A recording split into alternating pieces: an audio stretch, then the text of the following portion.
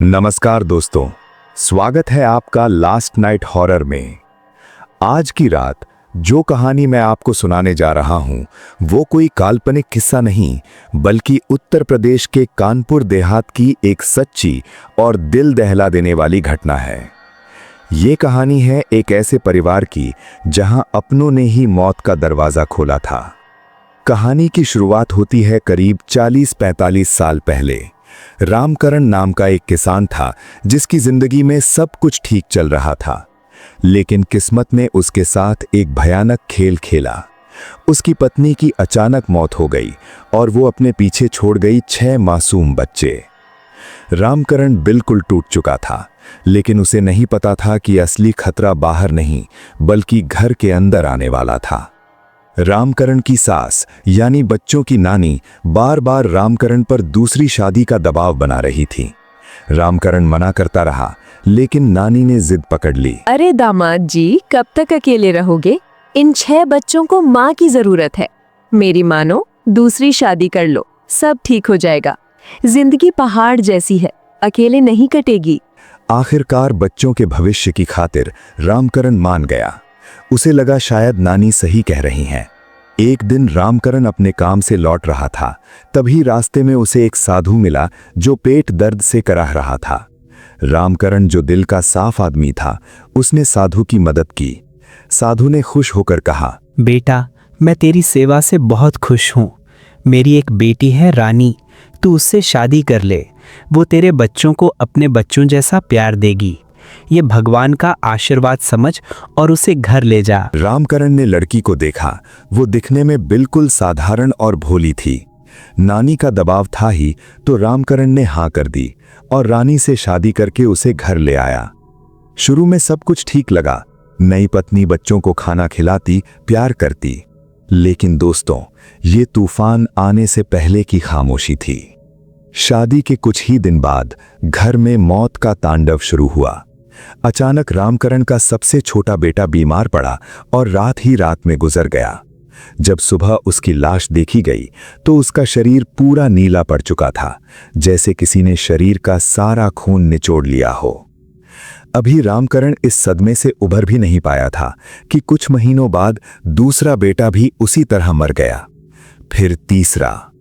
गांव में बातें शुरू हो गईं कि घर को किसी की नजर लग गई है, लेकिन रामकरण को अब अपनी नई पत्नी रानी पर शक होने लगा था, क्योंकि जब भी कोई बच्चा मरता, रानी रोती नहीं थी, बल्कि उसकी आंखों में एक अजीब सी चमक होती थी। परेशान होकर रामकरण भागा एक बड़े सिद्ध तांत्रिक के पास। तांत्रिक ने रामकरण को देखते ही जो कहा, वो सुनकर रामकरण के पैरों तले जमीन खिसक गई। मूर्ख इंसान, तूने किसे अपने घर में जगह दी है? वो कोई औरत नहीं, वो एक पिशाचनी है और वो तेरे पूरे खानदान को खत्म कर देगी। अगर तू आज रात सो गया तो सुबह तेरा एक भी बच्चा जिंदा नहीं मिलेगा। भाग यहां से और आज रात जागता रहना। तांत्रिक की बात सुनकर रामकरण कांप उठा। उसने पूछा कि वो क्या करे। तांत्रिक ने उसे बचने का एक उपाय बताया। उस रात रामकरण की जिंदगी की सबसे लंबी रात थी। सब सो गए। रामकरण ने जान बचाने के लिए चाकू से अपने पैर की उंगली काटी और उस जख्म पर नमक और मिर्ची छिड़क लिया, ताकि भयानक दर्द की वजह से उसे नींद ना आए। रात के ठीक 2:30 बजे 2:30 पर उसके कमरे का दरवाजा खुला।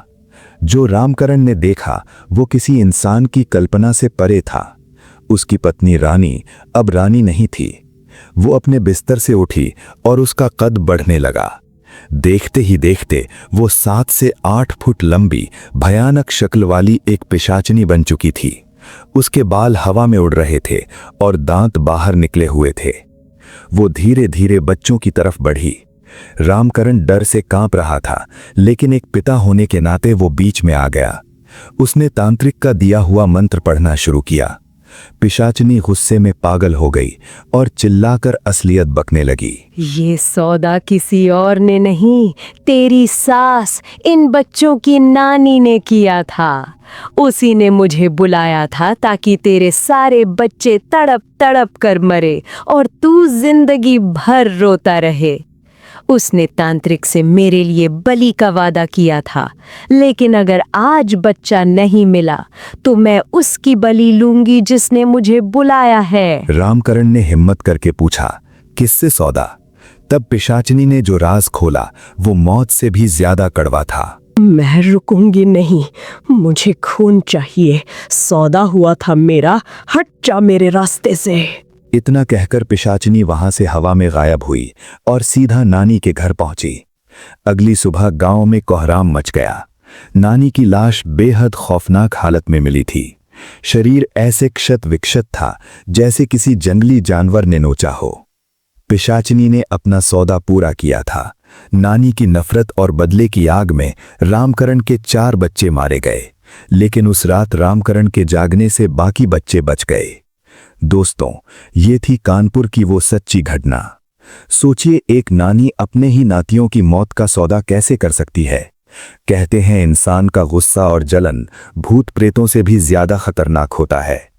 ऐसी ही और सच्ची और खौफनाक कहानियों के लिए सब्सक्राइब करें लास्ट नाइट हॉरर और बेल आइकन दबाना ना भूलें। मिलते हैं अगली वीडियो में, तब तक के लिए सावधान रहें।